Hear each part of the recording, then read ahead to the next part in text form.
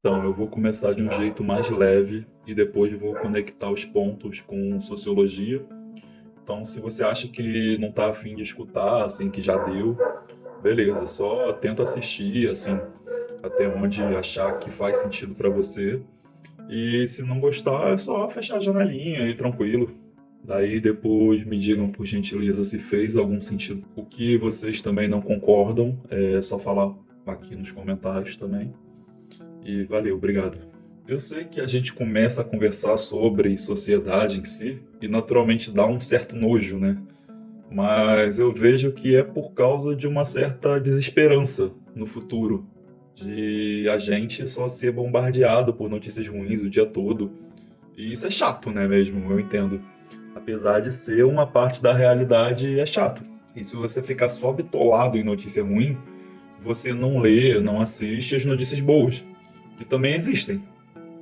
Cara, no meu, no seu, enfim, no nosso meio social, eu acho que a gente conhece muito mais gente legal, gente que quer contribuir para a sociedade, do que gente escrota, assim, de fato, que só pensa no próprio umbigo. E isso é meio que um fato, né?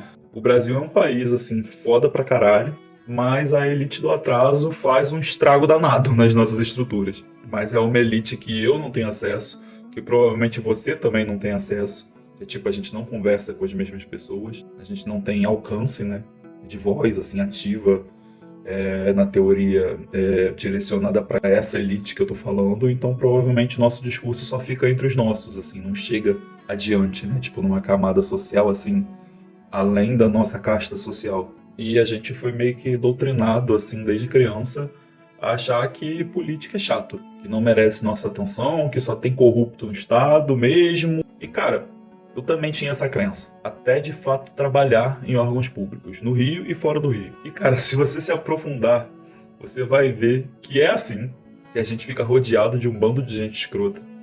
Mas também não é bem assim. Enfim, é uma contradição mesmo, é meio paradoxal. Porque eu acho que ficar acomodado é meio que do ser humano mesmo, tanto em órgãos públicos quanto em empresas privadas. Sempre vai ter um fulano do seu lado dando migué, querendo ser malandro. Isso é foda, né? Aí você se ferra de trabalhar porque tá trabalhando por você e pelo folgado, que tá sentado do seu lado, e assim, você acaba fazendo dois serviços. E às vezes o folgado é peixe, né? Como dizem na gíria carioca. É amigo do dono da empresa. Presta serviços pro cara por fora. Enfim, acontece mesmo. Só que eu penso que esse é o lado bom das redes sociais. Você trocar com gente que você admira, com gente que você gosta do trabalho, para que vocês possam colher um pouco de informação aqui e lá, você ir moldando a sua própria ideologia, sem nenhum coach te falar no que você deve ou não pensar, em quem você deve ou não votar. Não vou nem falar de processo eleitoral, porque essa não é a proposta do vídeo. E se você também está afim de propagar suas ideias, seu conhecimento, e por vezes você sabe, sei lá, 100 vezes mais do que eu sobre determinado assunto, 200 vezes mais do que eu, assim, você sabe na prática mesmo, você trabalha com isso. Então, algumas coisas eu só teorizo mesmo. Então, se você quiser fazer igual, fala comigo, eu edito de boa pra você. Assim, se você desejar se expor assim nas redes também. Eu faço porque eu vejo algum sentido nisso. Mas se você não vê, beleza. Não faça e tá tudo bem. E outra coisa do pensador excessivo, do TDAH, é que eu tenho um hiperfoco bizarro. E cara, só quem tem esse distúrbio sabe que é uma bênção, mas também cobra muito da mente. Ou seja, tem um efeito colateral natural forte também, que pouca gente fala sobre isso. Assim, é uma bênção e é uma maldição ao mesmo tempo. E o lado bom do TDAH é que a gente pensa muito no coletivo, nos outros, assim. Eu acho isso bem claro assim na minha retórica, que eu não tenho intenção nenhuma de machucar ninguém quando eu tô falando sobre a vida, filosofando, enfim. Pelo contrário, eu penso em todo mundo que já me deu a mão, que já abriu as portas de casa pra mim. Enfim, esse é o meu jeito de enxergar as coisas. Mano, na minha própria escola, eu convivia com gente com 1 milhão de vezes mais dinheiro que eu. Era um abismo social, assim, bizarro. Por várias questões. Assim, que hoje os valores são outros, os bens comerciais são outros. Mas na época era meio que assim, quem tinha um tênis caro da Nike, um cordão de prata, enfim, roupas de marca, um videogame, um scooter, uma mini scooter, sei lá, uma casa em Angra ou em Búzios, esses que estão acima eram vistos como superiores, né, colocados em pedestais. E quem não tinha capital era meio que marginalizado, colocado embaixo mesmo. Mas daí tem outras coisas envolvidas. Tem o racismo estrutural, tem aquele padrão de beleza dos anos 2000, enfim, daquele jeito meio ariano de ser mesmo, louro, alto, de olhos claros. E, pô, você definir quem é mais vitorioso, assim, quem tem mais likes, mais visualizações, apenas pelo DNA da pessoa, pela bagagem genética, cara, isso é meio que já ultrapassado, né? Eu acho que já é passado mesmo. Eu sei que isso ainda acontece muito. Isso acontece direto, é só abrir o TikTok. Mas, afinal, ainda é o que vende, né? Geral vende isso. Geral vende aparência ao invés de conteúdo. E, cara, ninguém escolhe onde ou como vai nascer. Simplesmente acontece. Você idolatrar alguém pela aparência, eu acho bem bizarro. Então, assim, eu não acho uma prática normal, acho um bagulho assim meio doentio. Mas nessa época, né, anos 2000, a gente era só criança, pô. E esse padrão de comportamento era reproduzido, replicado, né? Pode ter certeza que veio dos pais, que trouxeram dos avós, bisavós e por aí vai. De uma sociedade racista mesmo. O problema tá meio aí, sabe? Nessa esfera. Eu acho que o problema tá meio que em colocar pessoas em pedestais. Sejam eles, enfim, coaches da vida, ou filósofos, ou, enfim, intelectuais, ou artistas, figuras da televisão, figuras do cinema. Porque, assim, a gente nunca sabe como que é a vida deles na realidade, sabe? A gente não sabe os problemas íntimos, isso não aparece pra gente. Ninguém vai contar derrota no Instagram. Ninguém vai contar como sua vida é árdua, como sua vida é difícil em rede social. Pelo contrário, eles vão colocar flores em tudo, vão fingir que tá tudo certo, que tá tudo correto, que tá tudo ótimo, pra ganharem mais seguidores, pra vender essa vida ilusória, enfim, que tá tudo um mar de rosas, enquanto a realidade não é bem essa. A gente não sabe o que tá se passando. E cara, vamos ser sinceros, todo mundo tem um lado hipócrita, um lado vaidoso, etc. Eu gosto de fazer a barba, eu gosto de manter o cabelo raspado, e eu admito que eu sou alienado e assim, você também é. Todos nós somos de alguma maneira, todos vivemos dentro das nossas próprias bolhas. Cara, dito isso, eu acho que cada um só pode falar da sua própria experiência de vida. Foram circunstâncias da vida muito próprias que me levaram a pensar dentro da minha perspectiva. O ponto é que não adianta a gente querer muito transformar os nossos próprios signos, teorias, enfim, símbolos, em realidade. Porque se bobear, eles não são a realidade, pô, e nunca serão. Eu digo pelo viés de política pública mesmo, também, em sociologia. Ou seja, você que está me escutando agora, você não pode impor suas premissas de acordo com a realidade do outro. Isso em todos os âmbitos, né? Religioso, econômico, político. Eu nem queria falar de religião, mas é meio foda, né? Assim, tipo, cara, o seu Deus é o seu Deus, né? Ele não é necessariamente o meu Deus. E assim, eu não tenho que seguir determinadas normas, determinadas regrinhas religiosas, porque assim, eu, Vitor, eu não acredito nas mesmas coisas que você acredita, eu não tenho as mesmas crenças. Enfim, eu não fui criado no mesmo meio, sei lá, cristão, católico, evangélico, eu não penso dessa maneira. Então, assim, é natural para mim que eu não siga determinadas normas, circunstâncias, assim, que para você isso é meio que uma moral, né? Que é meio que uma questão de moralidade. E para mim não é, pô, eu só sou diferente mesmo. Para mim isso não faz o menor sentido. Eu não vou impor minha religião, eu acho tosco isso, eu não vou impor minha religião, minha visão de mundo acima do que você pensa, do que você acredita, porque assim, nem eu, nem você conseguimos provar se eu tô certo, se eu tô errado, se você tá certo, se você tá errado. Então é foda isso, entendeu? Tipo, no quesito de religião, cara, eu nem queria falar sobre isso. É meio que foda pensar nesse sentido, assim, porque a gente nunca tem razão. E não tem como provar que a gente tem razão sobre algo nesse sentido, né? De, enfim, de entidades religiosas, de um Deus, por exemplo, de um suposto Deus. Porque se bobear, a realidade não opera dessa forma. Mesmo você querendo muito que ela fosse desse jeito, se esforçando muito para que ela seja do seu jeito, isso não vai rolar, sabe? Isso só rola de acordo com a sua realidade subjetiva, com a sua vivência, dentro da sua cabeça, enfim, da sua bolha, ou da minha cabeça, da minha bolha, sei lá. Eu não tenho como provar que eu tô certo, e nem você provar que você tá certo da forma de viver, da forma de encarar a vida, porque isso é uma coisa muito particular, entendeu? Cada um passou por coisas diferentes na vida, então é natural que a gente tenha opiniões diferentes sobre tudo, né? Sobre todos os assuntos. Mas, olhando por um viés de poder público, cara, se a sua teoria ou a minha teoria não funcionam em âmbito coletivo, não tem por que ficar insistindo em teorias ou, sei lá, tecnologias que não são mais promissoras em pleno ano de 2024, que já foram testadas e provadas que não funcionam. Mas sei lá, cara, eu também acho que isso é meio que um mecanismo de defesa de geral, de todo mundo, de todos os seres humanos. Porque isso diz respeito a proteger suas crenças, né? Seu mundo, sua verdade, né? Do que você acha moral, do que você julga ser imoral. E eu acho que todo mundo faz isso. Inclusive eu, cara, eu acho que eu faço muito isso, pra caralho. Eu sei muito pouco de geopolítica. Até porque eu nunca gostei muito de história, na verdade.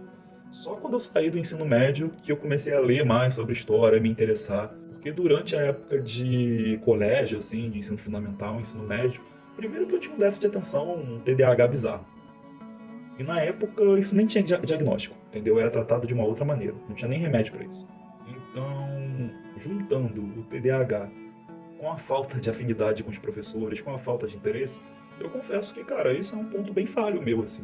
Por isso que às vezes eu me seguro, eu filtro, eu não falo determinadas coisas, porque eu não sei se eu tô certo. Então, assim, eu acho que é meio que nessa troca mesmo de informações entre, sei lá, eu e as pessoas que eu admiro, as pessoas que eu gosto, eu acho que eu vou aprender muito mais do que em qualquer livro. Óbvio, assim, isso não dispensa literatura, leitura. Uma coisa soma a outra. Mas você conversar com gente que na prática atua na área é bem diferente do que você ficar teorizando em cima de literatura, pode ter certeza. É provável não, com certeza. Eu vou assistir esse vídeo daqui a um ano, ou sei lá, dentro de 6 meses e falar, porra, olha só, várias bostinhas que eu disse, ou sei lá, olha o bostão que eu disse. Isso vai acontecer. Eu sei que isso vai acontecer. Eu tenho total consciência que isso vai acontecer. Porque eu sou humano, pô. E eu falho pra cacete. Eu tô determinado em, enfim, de propagar minhas ideias via redes sociais, só que eu sei que eu vou errar também. E desde que eu erre sem propagar desinformação, assim, sem propagar discurso de ódio, cara, pra mim isso é uma troca sadia de informação. Não tem problema nenhum nisso, eu acho. Pelo que eu penso agora, em setembro de 2024. Eu acho que eu não tô prestando um desserviço, muito pelo contrário, que eu só tô tentando analisar, enxergar o mundo pelo meu viés crítico. E daí tentar defender alguma tese ou, enfim, alguma teoria dentro do que eu acredito, dentro do que eu percebo em relação a Niterói, a Rio de Janeiro, ao mundo em geral. Hoje em dia, a gente tem informação suficiente, né, à nossa disposição para a gente teorizar sobre qualquer coisa, o que quiser. Às vezes o que falta até é filtro. E isso é um problema também, saber filtrar as informações, saber filtrar o que vem de uma fonte confiável e o que não vem de uma fonte confiável. Pô, os jornalistas, os repórteres ficam 4 ou 5 anos de universidade para aprender a fazer isso. E muitos saem de lá sem saber fazer, né? Porque é difícil pra caralho, não é fácil. É muita informação que chega via rede social, que chega via internet, que na hora, com conhecimento, enfim, com a pressa da imprensa de querer colocar aquilo no ar, de querer ibope, a gente acaba errando muito. E é natural, assim, é meio normal que o jornalista erre. E assim, a minha teoria, no que eu acredito, enfim, resumindo, é que, irmão, a vida de ninguém é fácil. Pode acreditar. Todo mundo tá encarando seus próprios monstros todos os dias. E eu me incluo. Porque eu sou humano. Não sou nenhum iluminado, não tô fora da Matrix. Assim, eu tenho total consciência que eu não sei cantar que nem Elis cantou. Que eu não sou poeta como Belchior foi. Mas enfim, eu tenho muitos méritos próprios. E eu tenho essa noção. Eu tenho essa consciência.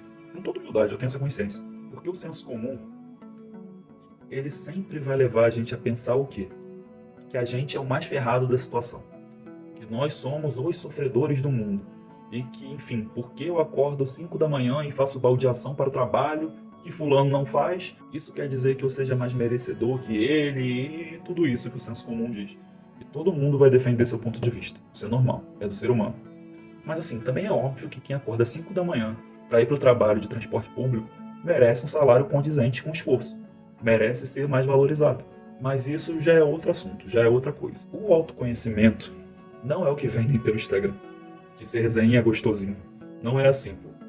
É doloroso pra caralho. É você sair da sua posição de vítima das circunstâncias e parar de acreditar no seu ego. Que você é maior que alguém. Porque isso é ilusão, cara. Isso é ilusão. Você não é maior e nem menor que ninguém. O que ocorre é que a galera adora uma diferenciação. Ser mais que alguém em algo. ser super, ter mais tatuagens ou ter a pele mais bronzeada, ter os dentes mais brancos, ter mais cordões de ouro, mais roupas, mais sapatos, enfim, N coisas. Algumas materiais e outras não, que geram essa diferenciação entre você e o outro. Porque a gente vive inserido nesse sistema constante de comparações. E cara, eu não tenho a resposta. Eu não sei se essa bosta de se comparar é algo natural do ser humano, ou é apenas uma construção social de décadas, enfim, de séculos. E tomara que dentro de alguns anos a gente abandone esse pensamento, porque eu acho que não é um pensamento benéfico para ninguém. Isso é ilusão, cara. Isso só cria ansiedade, vários outros distúrbios, etc. Eu só me sinto rico porque tem um fulano do meu lado pobre. Eu só me sinto magro porque eu vejo um obeso na televisão ou sentado do meu lado do metrô. Isso vale pra tudo, cara. Se eu tenho nariz fino, se eu tenho nariz grosso. E assim, eu só acho a minha roupa bonita porque eu vejo o meu irmão usando a roupa rasgada. E isso é meio óbvio na real, que a gente viva inserido nesse sistema de comparações, né? De diferenciações. E elas só existem porque existe o outro. E porque o ser humano é plural e diverso pra cacete. Por que vocês acham que os filtros do Instagram fazem tanto sucesso? Porque a pessoa nunca tá satisfeita com quem ela realmente é. Pô, e eu me incluo nisso, cara. Eu tomo café pra cacete. Tô tomando um agora, inclusive. E às vezes eu tenho vergonha de não ter feito um clareamento dental ainda. Eu também tô inserido nessa lógica de diferenciação. Isso não me faz ser mais ou menos que ninguém. Só me faz ser humano mesmo, com opiniões, enfim, vivências e ideias diferentes das suas. E tudo que a gente fez até hoje, seja pro bem ou pro mal, tudo isso faz parte de um processo maior de evolução do planeta. Pode ter certeza nisso. Porque o sistema, enfim, a publicidade do sistema que a gente está inserido, nos obriga a estar sempre consumindo, sempre comprando mais, para assim ser mais. Isso não é verdade, cara. Isso é ilusão. Pelo contrário, muitas vezes o menos é mais. É muito bom economizar dinheiro. É bom pra cacete. Você saber que quando precisar de verdade não vai faltar. Você ter essa autonomia, essa liberdade, isso é bom demais. E assim, eu não tô falando que mudar não seja bom. Pelo contrário. Eu faço a barba, eu raspo minha cabeça, tenho uma ou outra tatuagem. Enfim, autocuidado é bem diferente do que uma vaidade excessiva.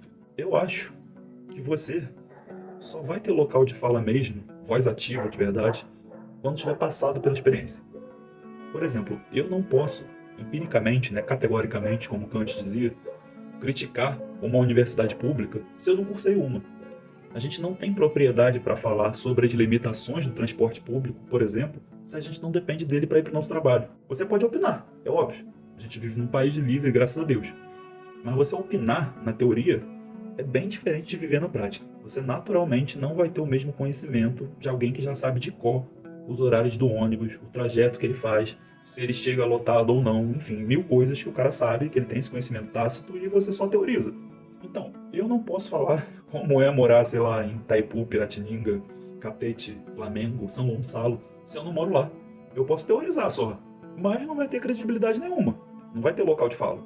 E assim, eu também sei que tem playboy que não aguentaria uma semana trabalhando como caixa numa rede de fast food lotada, mano. É mentalmente e fisicamente muito exaustivo. Além do assédio moral e tudo mais. Assim, eu não faço a menor ideia de quanto o McDonald's da vida tá pagando hoje em dia. Mas eu sei que por ser uma gigante do ramo, eles precisam zelar por credibilidade. Tem necessariamente que seguir leis trabalhistas, zelar por marca, pelo nome deles. É uma importância internacional, que vai até além da jurisdição brasileira. Em questão de normas de higiene, de como lidar com a comida e tal, de como trabalhar, da forma de trabalhar. Então, assim, eu imagino que por conta disso tudo, naturalmente, você vai ganhar mais num Mac da vida, você vai ter um salário melhor num Mac da vida do que na lojinha de suco de São Francisco, sei lá, do Catete, do Leblon, que tá te colocando numa escala 6x1, com um domingo só de folga por mês. E, cara, isso é desumano, pô. Mas é porque não é playboy que tá trabalhando, né? Então a galera liga um grande foda-se pro pobre. A lei é errada, né? Essa escala, essa lei da escala 6x1, que enfim, tá tramitando aí, não sei por quanto tempo, não tenho essa informação. E o poder público também liga um grande foda-se pro pobre. E a gente não precisa ser nenhum gênio para constatar isso. Dentro da ótica de Brasil, tá errada, pô. Se a gente fosse um país desenvolvido, era outro papo. Pagando bem, você não se ferrando em transporte público, tendo tempo para se cuidar, para lazer, meditação, saúde, esporte. Aí beleza. Aí a gente podia conversar sobre a implementação de uma escala assim. Se a gente fosse a Dinamarca, A gente até podia conversar sobre isso. Para alguns serviços, alguns setores. Só para as empresas que desejam seguir essa norma mesmo, de escala 6x1. Se o contratante e o contratado estão aceitando os termos, por que não seguir? Assim, eu não vejo problema. É claro que toda decisão assim não pode ser arbitrária, entendeu? Não posso tirar isso da minha bunda nem você. Isso aí tem que ser dentro da jurisdição brasileira, entendeu? Existem leis de âmbito estadual, de âmbito federal que regulam isso. E as leis precisam ser seguidas, né? Senão não seriam leis. Mas eu repito, cara, se a gente fosse a Dinamarca, se a gente fosse o primeiro mundo, e a gente não é, pô. Então, o ponto que eu quero chegar é que essa casta dominante, a atual burguesia do Brasil, em 2024, nesse panorama, ela é burra. Ela não foi condicionada a respeitar seus próprios co-cidadãos. E ela também tem medo, né, do pobre, né, vamos dizer a verdade. Por isso que ela se fecha em condomínios de luxo, com seguranças 24 horas. Essa atual casta dominante não visa a cidadania de ninguém, pô. Eles só objetificam as pessoas como meios para darem lucro. É só isso, apenas isso. É mão de obra barata e descartável. Aí no mercado de trabalho vai rolar machismo, vai rolar etarismo, enfim. Mil tretas, gordofobia, muitas coisas. É foda também, né? É mais ou menos aquele papo do Lázaro Ramos com o Pedro Cardoso. Que no Brasil a gente paga 500 conto, né? 500 mil num AP. A gente paga 80 mil num carro. Mas o trabalho em si, a gente não valoriza. Seja de um pintor que vai fazer um serviço difícil pra cacete, que você não sabe fazer, pô. Você depende dele. E você também depende do cara que vai subir no telhado para desentupir ou, enfim, consertar sua telha, sua calha. Você também não subiria com o risco de cair e morrer, pô. E você sabe disso. Você não tem coragem de subir, pô. Você tem medo. É um serviço difícil pra cacete. E você sabe que o cara que faz esse serviço é foda pra caralho. É mega especializado nisso. Já fez 1000 vezes sem sofrer acidente. E daí você não paga uma remuneração digna. Assim, o pobre, ele não tem muito poder de barganha, de negociação. Às vezes o cara fica até constrangido de não aceitar aquele valor. A sua negociação, a sua proposta. Porque, assim, intimamente, ele acha que você não vai chamar ele de novo quando você precisar. Então o cara acaba fazendo o serviço pelo valor abaixo do rentável, do que seria justo, para te manter como um futuro cliente dele, como um possível futuro cliente dele. E essa mesma lógica também se reflete em várias profissões que são subvalorizadas no Brasil. E eu sei que é quase como dar murro em ponta de faca, mas eu também sinto que eu preciso tentar me comunicar, porque eu gostaria muito de ver um país menos escravagista. E a situação está tão crítica que há 10 anos a gente entendia o esporte, a música, enfim, a dança, como forma de construir caráter, moral, um conceito de cidadania também.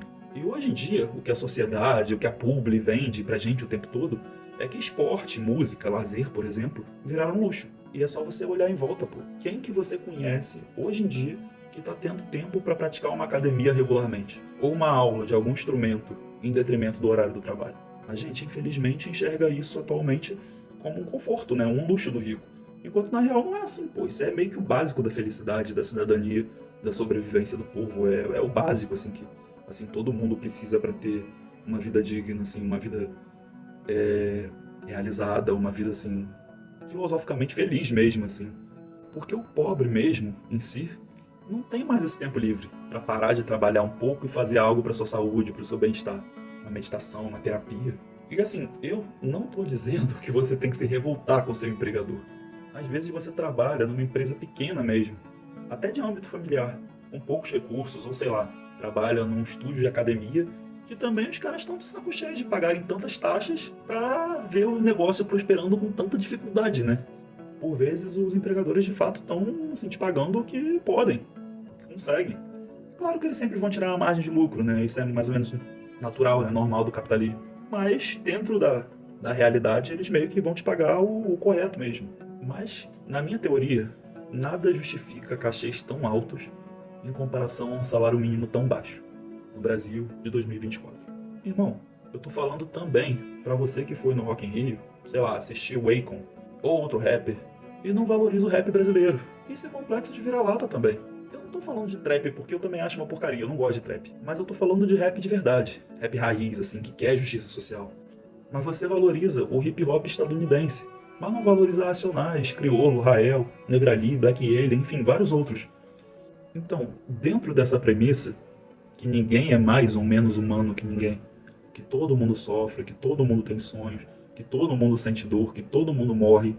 Então, dentro dessa ótica, vamos supor, tá? Uma hipótese. Um menino nascido no litoral paulista que surfa desde os 4 anos, um Medina da vida. E assim, tem todo um suporte familiar e financeiro com que faça que ele seja um surfista absurdo. E isso é mérito do cara, pô. O cara surfa pra caralho. O cara é óbvio que ele vai surfar zilhões de vezes mais do que eu, né? Melhor do que eu. Mas assim, eu também tenho certeza absoluta que eu faço muitas outras coisas, milhões de coisas, melhor que ele. E você também faz. Porque a gente é humano, pô. E isso constitui a espécie humana. A igualdade e a diferenciação ao mesmo tempo. Então, cara, será que o Medina ou um Kelly Slater da vida, nascido na Flórida, eu tô usando esses exemplos, mas podem ser quaisquer outras pessoas. Será que eles seriam bons entregadores de iFood? Será que eles pegariam 3 ônibus para ir para um estágio de arquitetura, felizes e satisfeitos, recebendo uma merreca? Talvez não, mano. Talvez não. Talvez o Medina ou o próprio Kelly Slater, talvez eles não aguentassem nem uma semana nessa vida. Nem uma semana como caixa de McDonald's lotado. E a gente não valoriza esse lado. O lado do trabalho essencial. E a inteligência artificial tá aí. Eu sei que não é futuro. Eu sei que já é presente. Mas para a máquina operar, seja para fornecer os prompts de comando, ou se der defeito no sistema, sempre vai ter um humano consertando, operando o bagulho de alguma maneira. E cara, o problema é que a gente confunde audiência com credibilidade. Se fulano tem milhões de seguidores, quer dizer que ele é mais confiável. Quer dizer que ele está com a razão. Isso não é verdade, cara. Isso é ilusão. A gente, humanidade em geral, a gente se sustenta nessa narrativa que alguém é super, que alguém é herói. Cara, e os exemplos mais claros para mim foram na pandemia, que os trabalhadores essenciais foram tratados como heróis nessa narrativa de tratar alguém como super-herói, e você acaba não tratando o cara como trabalhador, que ele de fato é. Ele presta um serviço para a sociedade, um serviço essencial, que sem ele você tinha morrido durante a pandemia. E ele não ganha um salário que condiz com isso. Bem, voltando ao raciocínio, ele é um trabalhador essencial. Sem ele você teria morrido de fome, de sede, sei lá. E mesmo assim, você acha que ele tem que ganhar um subsalário. E assim, esses caras que são fodas pra caralho. A sociedade não tá nem aí, o Estado não tá nem aí. Eles lavam as mãos. Porque se morrer na pandemia, foda-se. Porque se morrer, vai morrer só pobre mesmo. Só pobre é entregador de aplicativo. Só pobre trabalha em supermercado. E o Estado ficou muito limitado. Pouco fez. E pergunta para essa galera quem recebeu insalubridade. Quase ninguém. Quanto ganha um médico do Estado? Quanto ganha um enfermeiro? É muito triste a situação, cara. É muito decepcionante. E mudando de assunto, eu tenho total certeza que se você subir a favela carioca, qualquer favela, qualquer uma, você vai encontrar milhões de Rodrigos Wilbert da vida. Popularmente um faz-tudo. Que a galera gourmetizou, né? Agora chamam de auxiliar de serviços gerais. Na favela, você vai encontrar vários pobres bem articulados, bonitos, inteligentes. Mas lá, o cara fica marginalizado, fica invisibilizado. E assim, esse cara provavelmente não vai ter uma beleza europeia. Ele vai ter uma beleza africana mesmo. Só que a gente, provavelmente africana, né, brasileira, indígena, miscigenada, a gente vive num sistema que diz o tempo todo que a favela não tem nada de bom. Que é o lado ruim do Brasil. Isso é mentira, mano. A favela é bonita pra caralho. A favela tem gente foda pra caralho. Só de você pensar quem ergueu aquela cidade toda, sem conhecimento formal acadêmico, e aquilo funciona em termos de engenharia civil, pô. Elas estão habitadas. Enfim, normalmente, tem problemas gigantescos de saneamento básico e tal. Muitas são construídas em encostas de forma errada. Mas isso, sabe? Tu acha mesmo que o cara construiu por opção, deliberadamente, numa encosta? Porra, tu acha mesmo que alguém em sã consciência quer ver seu lar desabar num dia de chuva forte? Enfim, até chegar a morrer se bobear. Mano, fizeram porque não tinha outra escolha, não tinha outro local. E você, no lugar dele, com os conhecimentos que ele já tem, de engenharia, de arquitetura básica, talvez tu fizesse o mesmo. Básico ou avançada, sei lá, né? Quem sou eu pra julgar os caras? Não dá pra julgar, pô. Esses caras são fodas. Eles ergueram a Rocinha, por exemplo, o Vidigal, etc., todas as favelas. E além disso, foram esses caras que construíram todos os prédios da Faria Lima. Esses caras que construíram São Paulo, que ergueram São Paulo, que ergueram o centro e a zona sul do Rio. São os peões de obra, os mestres de obra, que nunca ganharam e nem estão ganhando justo, pô. Esses caras são fodas pra caralho, de verdade. Porque eles aprenderam observando os mais velhos, aqueles que eles admiravam, enfim. Às vezes dentro da própria família, o pai, o tio, o avô. Ou seja, eles têm um conhecimento tácito que muito engenheiro e arquiteto filhinho de papai? Não tem. Só sabem na teoria e olha lá.